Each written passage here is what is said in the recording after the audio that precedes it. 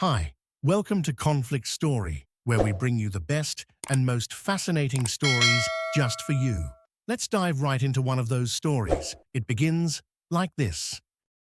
For over 2 decades, James Rourke enjoyed the peaceful simplicity of his 7-acre homestead in the rolling hills of Vermont.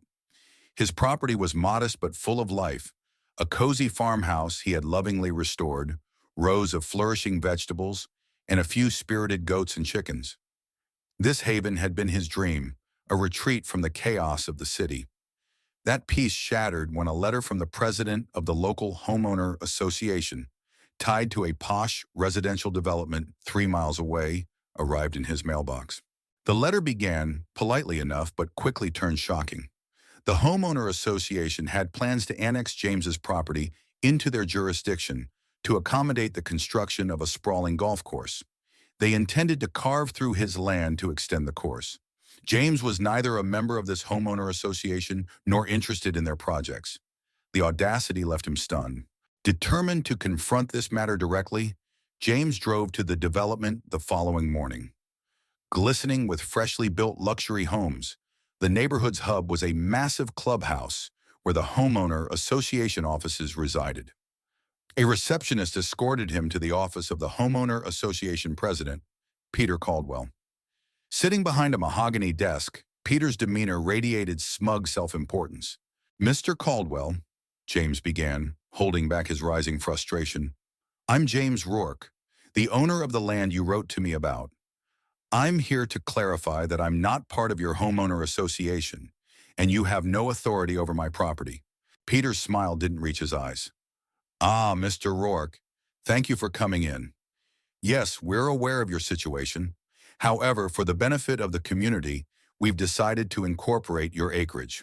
"Decided?" James's voice rose. "This isn't a negotiation. My land is not for sale." Peter waved dismissively. "We're prepared to offer you $70,000 for the inconvenience." "That's more than fair." James clenched his fists. "Fair? This land is my home. It's priceless to me." The president's expression hardened. "Mr. Rourke, challenging us would be ill-advised. The homeowner association has significant resources. Legal battles are costly." James's response was resolute. "I'm not intimidated. Stay off my land." For weeks, the tension simmered. James sought legal counsel and gathered all relevant documentation proving his sole ownership. His lawyer confirmed the homeowner association had no authority, but anticipated they wouldn't relent easily. Sure enough, a formal notice arrived claiming they intended to invoke eminent domain to create a public recreational area. The audacity pushed James to take immediate legal action. His lawyer secured an emergency injunction, halting any construction on his property. But the homeowner association didn't back down. One afternoon, James returned home to find surveyors trespassing, placing stakes on his land. Enraged, he called the local sheriff, who promptly escorted the trespassers off the property. James filed charges for trespassing, further escalating the conflict. Meanwhile, he bolstered his case by reaching out to local media, sparking public outrage over the homeowner association's actions. The situation reached its climax in court. James and his lawyer presented an airtight case. The homeowner association's representatives argued that the golf course was for the greater good, but the judge saw through their pretense. He ruled decisively in James's favor, issuing a permanent injunction against the homeowner association and awarding James a $150,000 settlement for damages and harassment. The local media coverage intensified. Headlines condemned the homeowner association's corruption and arrogance. Disgruntled residents of the development ousted the entire board in the next election. The infamous golf course project was abandoned. With his land secure, James used the settlement to enhance his homestead. He built a larger barn, planted a thriving orchard, and expanded his vegetable garden. The goats got new shelters, and his chickens roamed freely in a fortified yard. James found solace in his victory and his land, a testament to standing firm against injustice. This experience reaffirmed James's belief that no amount of money or power could undermine someone's right to their home. His resilience and determination inspired others in the community to stand up for their own rights, proving that even the smallest voices can prevail against overreaching authority. Despite the court's ruling in James's favor, the battle with the homeowner association was far from over. The following weeks brought a different kind of warfare, One fought not in the courts, but in the trenches of community opinion and silent resistance. The Homeowner Association Board may have been ousted, but Peter Caldwell still held considerable influence within the development. Rumors began to spread, painting James as an unreasonable recluse, unwilling to cooperate for the betterment of the community. James, however, wasn't interested in the opinions of those who had tried to steal his land. But as whispers turned to actions, it became clear that this was not over. One evening, James discovered several of his crops damaged. The neat rows of his vegetable garden were trampled, and several stakes marking his future orchard had been pulled from the ground.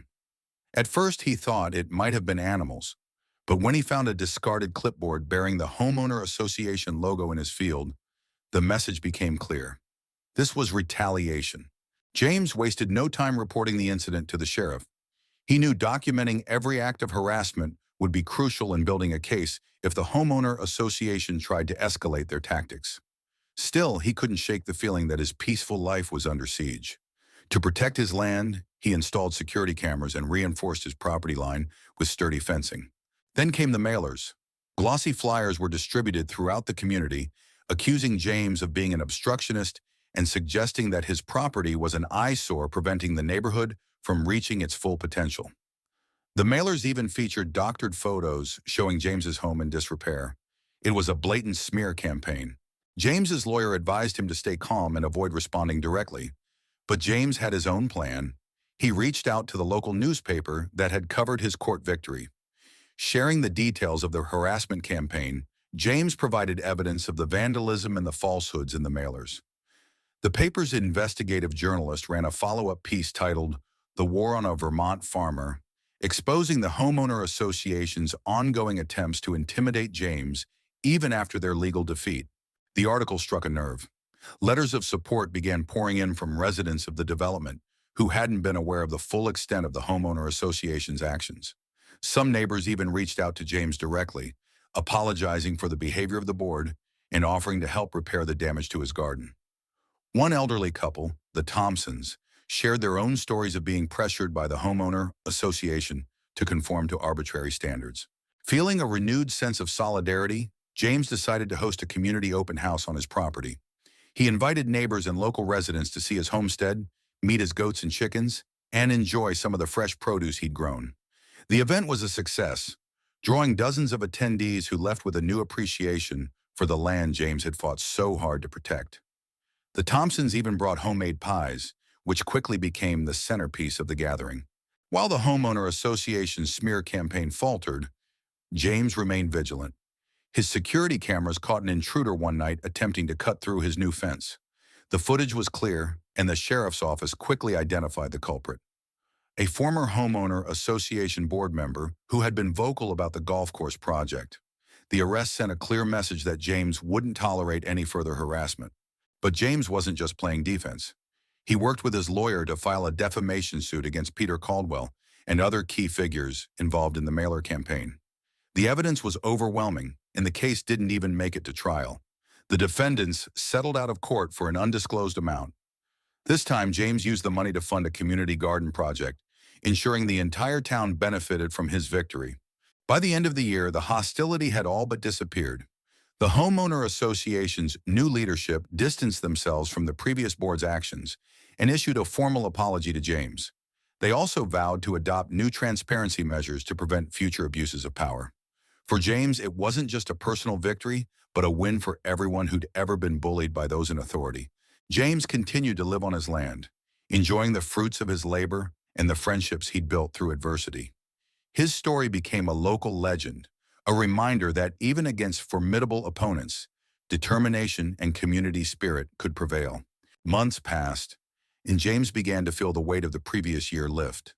His land was thriving again, the new orchard sprouting green buds, the goats content in their expanded pen, and the community garden drawing positive attention from neighbors near and far.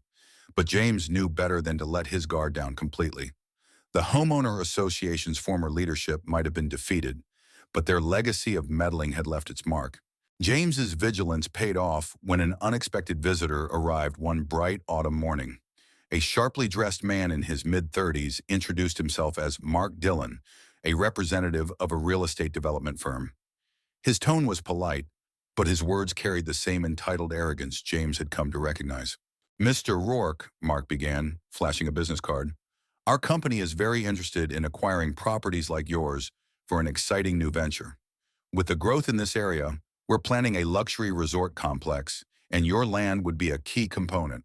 Of course, we'd compensate you generously." James crossed his arms, sure, standing firm on his porch.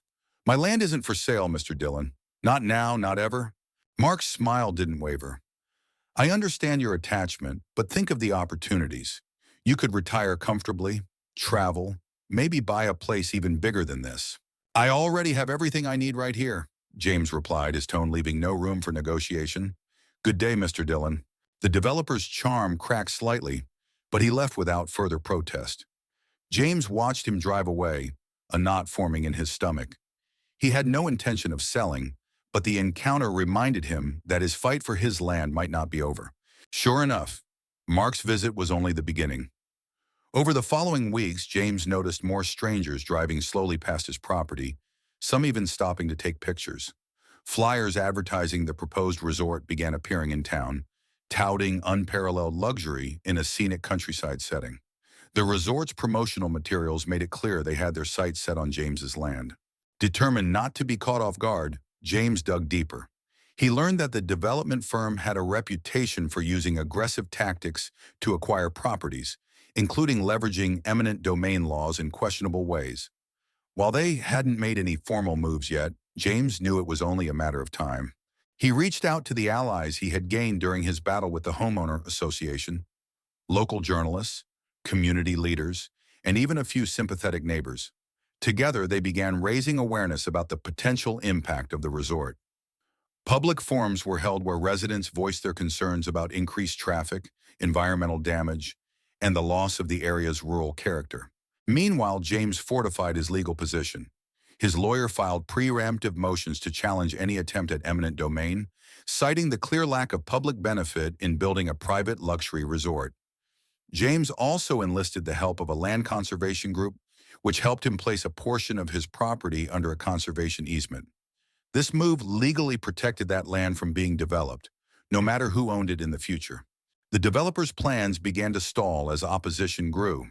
Articles criticizing the resort appeared in local and regional newspapers, and petitions against the project garnered thousands of signatures.